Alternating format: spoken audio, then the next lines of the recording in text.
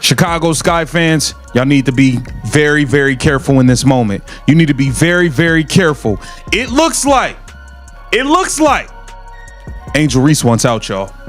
Angel Reese seems to be looking for a way out of the dumpster fire that is the Chicago Sky. And I gotta be honest with you, I don't blame her. The Chicago Sky franchise is spiraling out of control, and rookie head coach Tyler Marsh, once expected to carry over championship experience from Las Vegas, has officially hit his breaking point. A lot of people are, calling out Angel Reese right now, and I think we are in a world where, when it comes to Angel Reese, everything is under a microscope, and I think there are a lot of people that want to look at everything as a negative when it comes to her. Just like at the same time, it's the same thing with all these players. Like, everything stars do is going to be under a microscope.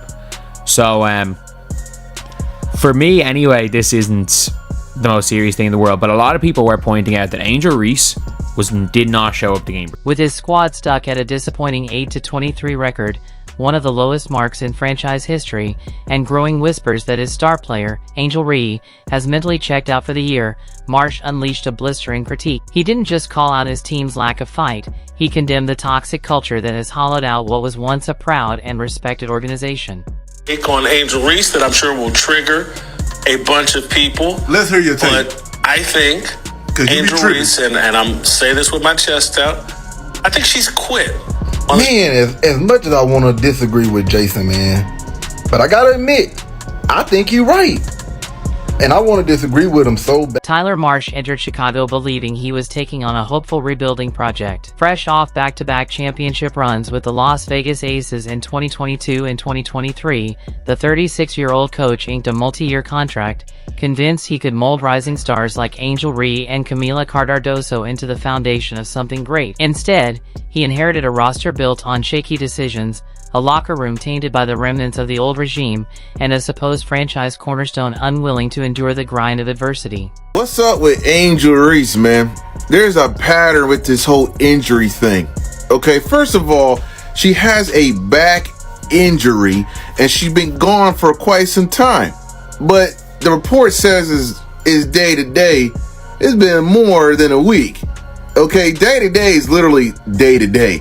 So, okay, sometimes it feels good, sometimes it's a little worse. Okay, let's just monitor it. But it should be good enough to play at any moment. That's what day-to-day. Marsh's breaking point arrived at a post-game press conference after yet another humiliating defeat, a 38-point drubbing at the hands of the Seattle Storm. Questioned about his team's lack of focus and effort, and with speculation swirling around Reese's unexplained back injury and continued absence from team duties, Marsh dropped the filter. He spoke with a raw candor that sliced straight through the usual organizational spin. Three of our starters are out, and so yes, it's got something to do with that. But like I spoke last game, it's your will and ability to compete.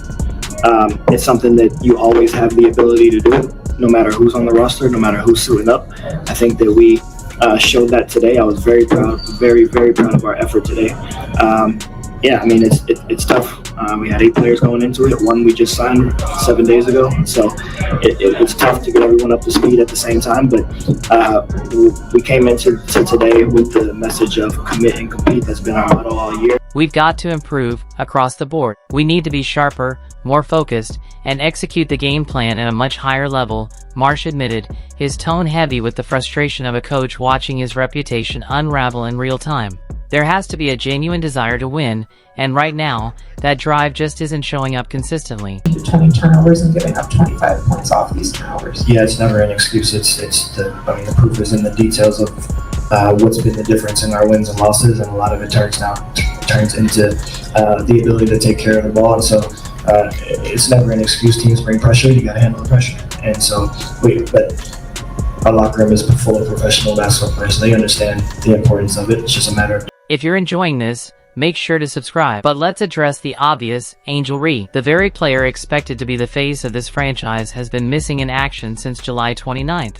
Officially, it's a back injury, though with no clear timeline, no concrete explanation, and a suspiciously convenient onset. And it's not just games she's skipped. Reese has removed herself from team activities altogether, even electing not to travel for critical matchups. including the recent clash with the Indiana Fever. Marsh's remarks on her absence painted the picture of a coach biting his tongue, trying to balance truth with diplomacy. She wants to be out there. She's a competitor. She's a fighter. She's a winner, he said, words that read more like the standard, cautious script coaches lean on when they can't directly criticize a franchise star. It's tough for her not to be alongside her teammates, but our priority is making sure she's fully healthy when she's ready to return. We're gonna be honest. We've seen everybody else that's injured. We've seen their injury. And we have also had updates and heard stuff about their injury. We've seen Caitlyn injury. We've seen Nafisa injury. We've seen Breonna Stewart injury. We've seen Ryan Howard injury. We've seen Jordan Canada injury. We've seen Kate Martin like last night get injured. Like, we've seen a lot of these injuries. We've seen Eric McDonald. We've seen Sydney Colson. We've seen and we've gotten updates. We didn't see Angel injury. We haven't heard no updates or anything. To put it plainly, Angel Reese seems healthy enough to stay active on social media and appear in public, but not healthy enough to stand beside her teammates during the roughest stretch of their season. This is the same player who dropped the cryptic "in due time" post online while her team was collapsing on the court. The same player rumored to be involved in the locker room conflict that pushed Kennedy Carter out. Perhaps the most telling sign of her lack of commitment is her absence from the sidelines during an 8-game skid that officially killed any playoff hopes. Instead of being present, Reese has chosen to rehab in isolation. And let's not forget, she logged 32 minutes in her last outing on July 29th against Washington, raising serious questions about just how debilitating this so-called back injury really is. Making her money and stat padding, but she can't handle losing. I should have known. It's the same pattern with her. Last year she had a wrist problem. This year she got a back problem. Next year what it's gonna be? Lord knows what it's gonna be. But all her 5 million followers that badly voted for her to be on the WNBA All-Star team, please don't try to convince us that quitting is the way to go, because it is not. Quitting is unacceptable. She quit on Unrivaled because her team was losing. She quit on Maryland. You hear me?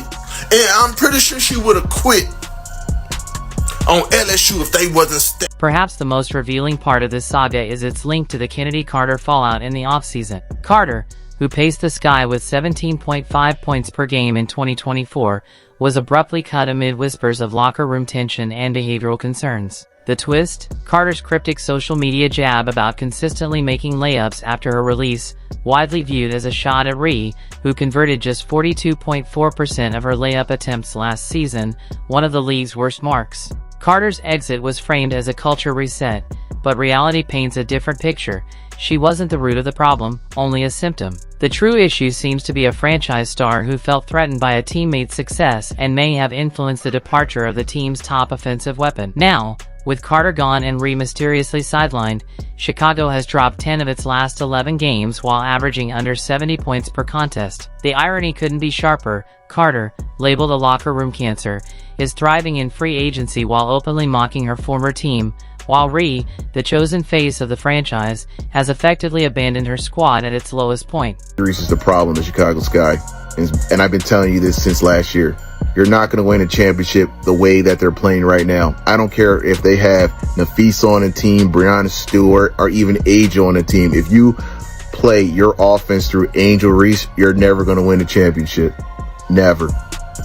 Never. Her way of playing already proved that the Chicago Sky will never win that way. They changed coaches. They changed players. They even traded draft picks.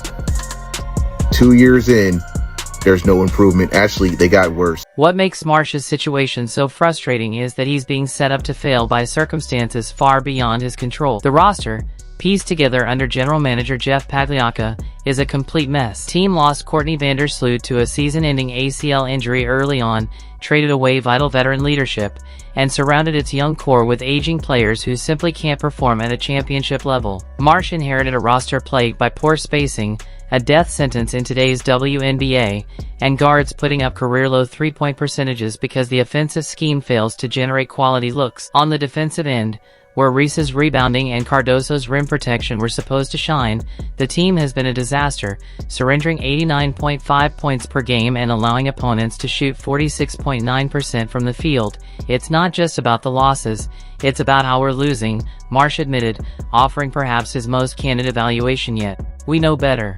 We know we can't help off the strong side corner. We know we can't go under on shooters. That's been my message, focusing on discipline and doing the small things right, because that's the only path to improvement.